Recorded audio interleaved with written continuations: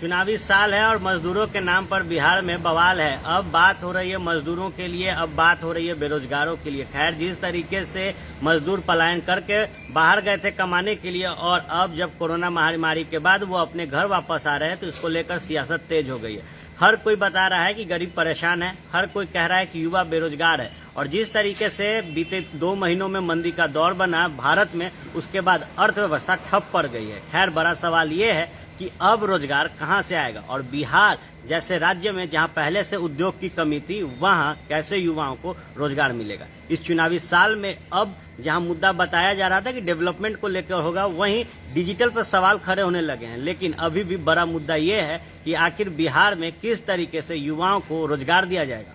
दूसरा सवाल कि जब मजदूर वापस अपने घर आ रहे हैं तो उनको कैसे रोजगार दिया जाएगा। जहां एक तरफ बिहार का आय पहले ही कम है, खजाना खाली बताता है विपक्ष, उसके बाद जब चुनावी साल में मजदूरों पर चर्चा हो रही है तो किस तरीके से नीतीश कुमार और एनडीए की सरकार इन मजदूरों को रोजगार देगी, इस पर एक बार फिर आरएलएसपी के प्रधान महासचिव माधव आनंद ने सरकार से कई सवाल पूछे हैं। वहीं केंद्र सरकार से उन्होंने अनुरोध किया है कि बिहार को एक बड़ा पैकेज दिया जाए ताकि जो अर्थव्यवस्था है उसे सुधारा जाए, रोजगार बिहार में लाया जाए और रोजगार के जो सोर्स हैं उसे तैयार किया जाए। क्या कुछ कह रहे हैं माधव आनंद, सुनिए।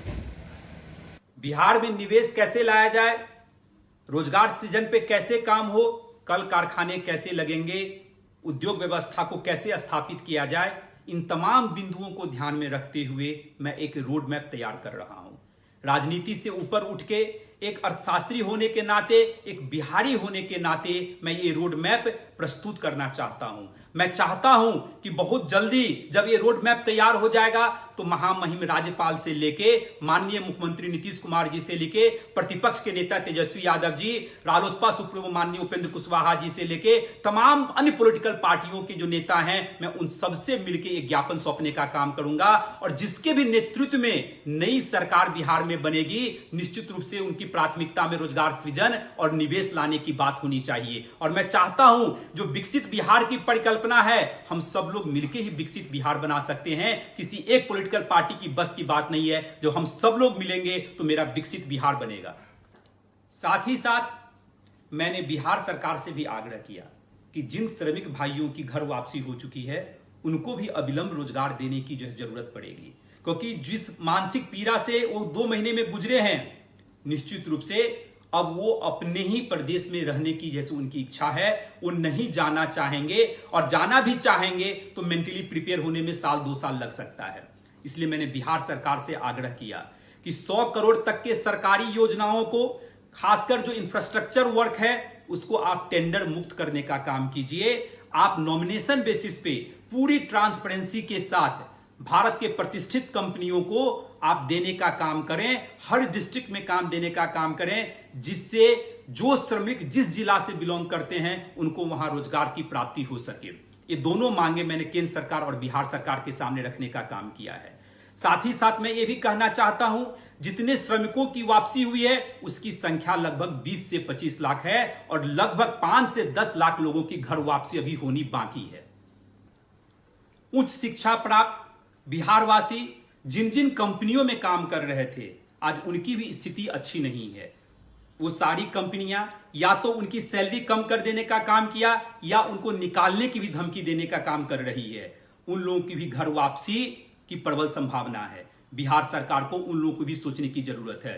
मैं बिहार सरकार के लिए, सारी विपक्षी पार्टियों के लिए, राजनीति से ऊपर उठ के एक बिहारी होने के नाते, एक अर्थशास्त्री होने के नाते मैं एक रोड मैप प्रस्तुत करना चाहता हूं, जिससे कि बिहार में निवेश लाया जा सके, रोजगार सृजन पे काम हो। और इस सिलसिले में महामहिम राज्यपाल से लेके मुख्यमंत्री जी से लेके विपक्ष के नेता से लेके तमाम पॉलिटिकल पार्टी के जो लीडर हैं, माननीय उपेंद्र कुशवाहा जी से लेके जीतन राम मांझी, मुकेश सहनी जी, प्रदेश अध्यक्ष कांग्रेस मदन मोहन झा जी, सीपीआई, सीपीएम, सारे नेताओं से मिलके मैं रोड मैप प्रस्तुत करने का काम करूंगा। साथ ही साथ इस लोकतंत्र का जो चौथा स्तंभ मीडिया है, मीडिया बंधुओं से भी मैं मिलूंगा, उनकी भी सहयोग की बहुत जरूरत है, उनको भी मैं प्रस्तुत करने का यह काम करूंगा। हम सब लोग मिलके ही विकसित बिहार का जो सपना है उसको साकार कर सकते हैं। राजनीति से ऊपर उठ के हम सब लोगों को मिलके विकसित बिहार के लिए काम करना पड़ेगा। और मुझे पूर्ण विश्वास है कि जिसके नेतृत्व में नई सरकार बनेगी 5 साल के लिए, निश्चित रूप से उस रोड मैप को अमली जामा पहनाने का काम करेगी और बिहार में रोजगार सृजन और निवेश पे काम होगा। बिहार में 1990 से लेके 2020 लगभग 30 साल में जितनी भी सरकारें रही हैं, उनकी प्राथमिकता में रोजगार सृजन, निवेश बिहार में कैसे लाया जाए, कल कारखाने बिहार में कैसे लगे, प्राथमिकता में नहीं रहा। यही कारण है कि विगत 30 वर्षों में लगातार लोगों का पलायन जैसो जारी रहा है। चाहे स्किल्ड लेबर की बात हो या अनस्किल्ड लेबर की बात हो या उच्च शिक्षा प्राप्त जो लोग थे, जो मल्टीनेशनल कंपनी में काम करने के लिए बाहर चले गए, सब पलायन करने के लिए मजबूर हुए। आज इस कोरोना पेंडेमिक और इकोनॉमिक पेंडेमिक से हर प्रदेश की सरकार जूझ रही है। खासकर बिहार की सरकार, जो सीमित संसाधनों वाली सरकार है, उनकी मजबूरी तो कुछ ज्यादा ही है। इसलिए एक अर्थशास्त्री होने के नाते मैं दलगत भावनाओं से ऊपर उठ के केंद्र सरकार से आग्रह किया कि बिहार को आप एक विशेष आर्थिक पैकेज 1.50 लाख करोड़ का जैसे देने का काम करें, जिससे बिहार की सरकार इस कोरोना पेंडेमिक और इकोनॉमिक पेंडेमिक से सही तरह से जैसे लड़ सके। और हमारी मांग को जिन लोगों ने समर्थन किया, मैं उनको धन्यवाद भी देना चाहता हूं। डबल इंजन की सरकार है, बिहार के लोगों की अपेक्षाएं भी है कि केंद्र की सरकार निश्चित रूप से बिहार को एक विशेष आर्थिक पैकेज दे, जिससे बिहार को जैसो विकास के रास्ते पे जैसो लाया जा सके।